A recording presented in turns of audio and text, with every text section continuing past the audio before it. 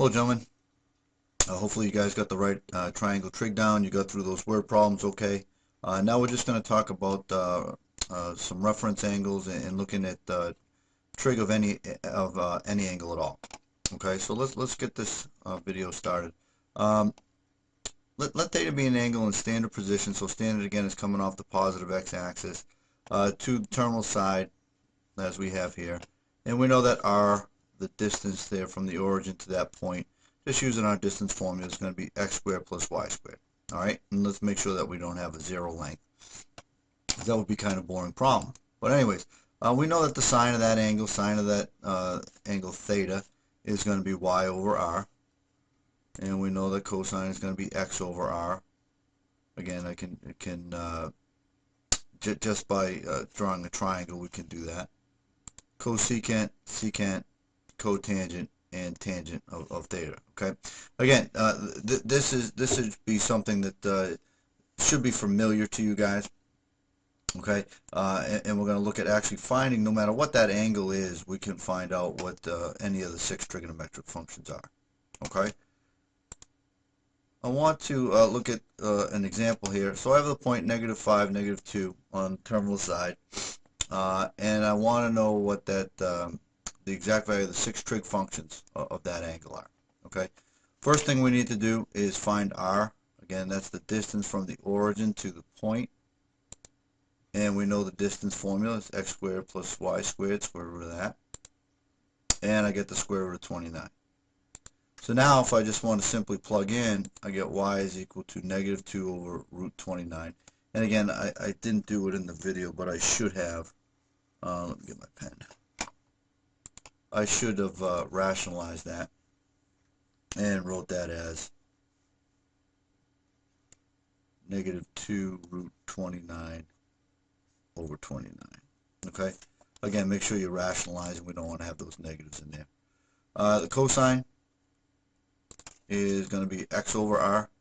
Again, note that sine is negative in that third quadrant. We're going to get to that in a minute. That's going to be -5 over root 29. Again, cosine is negative in that third quadrant. Cosecant is r over y, so it's going to be radical 29 over -2.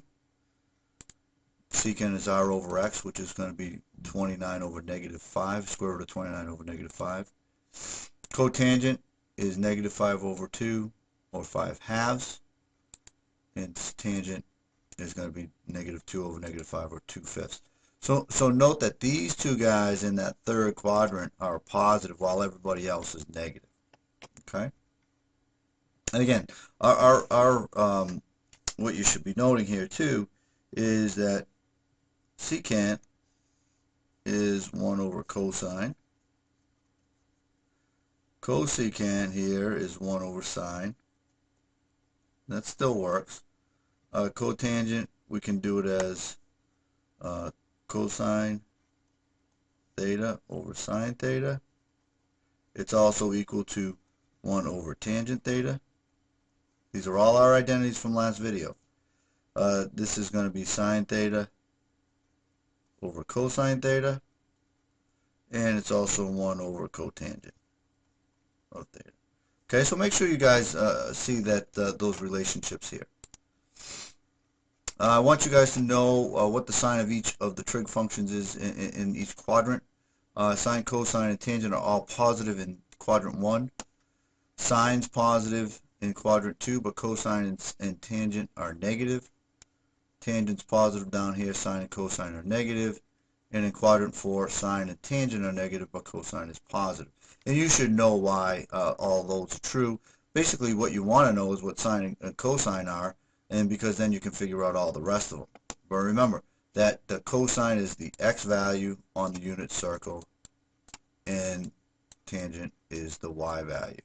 And so in the first quadrant, x is positive as it is in the fourth quadrant. Over here, x is negative. Up here, y is positive. Down here, y is negative. And that's why you have negative signs down here and positive signs up there. Okay? Let's talk about reference angle. Reference angle is the acute angle formed by the terminal side and the horizontal axis. Okay? So if I'm given an angle here, theta, like that, like we did in an early example, the reference angle is right here, this beta. The angle that the terminal side, here's the terminal side, forms with the horizontal axis. Okay? And there are different situations, obviously, where we are, depending upon where we are. But understand that the reference angle is the acute angle formed by the terminal side and the horizontal axis.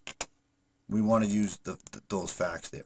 So if I'm given an angle of 150, here's my terminal side right there. This is my terminal side. My reference angle is this angle.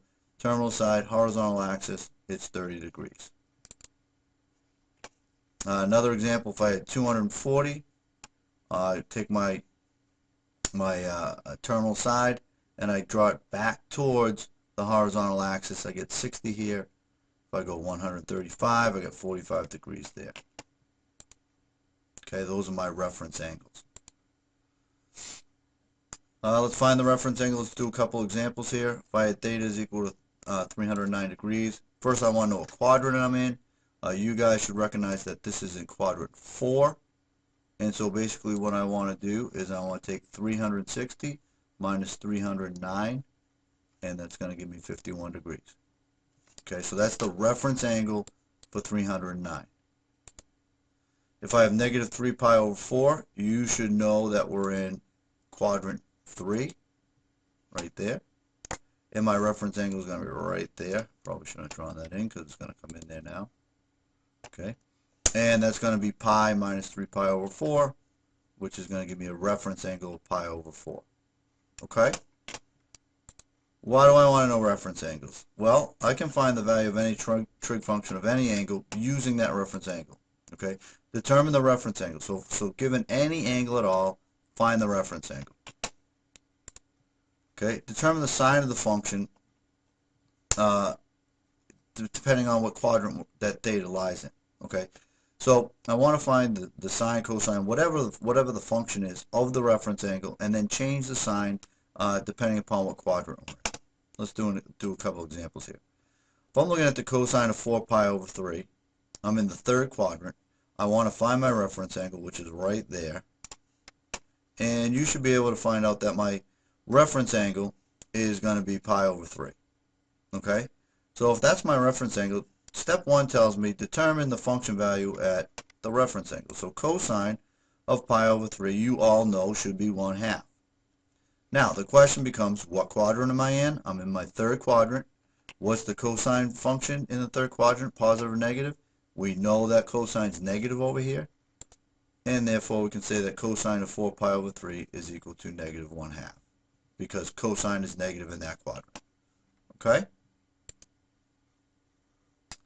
Let's do another one. Evaluate sine of 3 pi over 4. So let's find the reference angle. The reference angle is right there. It would be pi minus 3 pi over 4, or pi over 4. The sine of pi over 4 is root 2 over 2. I'm in the second quadrant, and sine is positive in the second quadrant. So then I can say sine of 3 pi over 4 is equal to root 2 over 2. Okay? Let's do another one. Let's evaluate tangent of 5 pi over 3. My reference angle is going to be down here. You guys should understand that that's going to be 2 pi minus 5 pi over 3, which is simply pi over 3. I evaluate tan at pi over 3. I know this. I should know this. That's root 3. I also know that tan is negative in the fourth quadrant, and therefore I'm going to write that tan 5 pi over 3 is equal to negative root 3. Okay? Here's some practice problems, fellas. Look at these examples. Those are good examples. I know that there seems to be a lot of problems here. Some of them are rather quick problems. There's only one video for this section, so that's why I added a couple extra ones.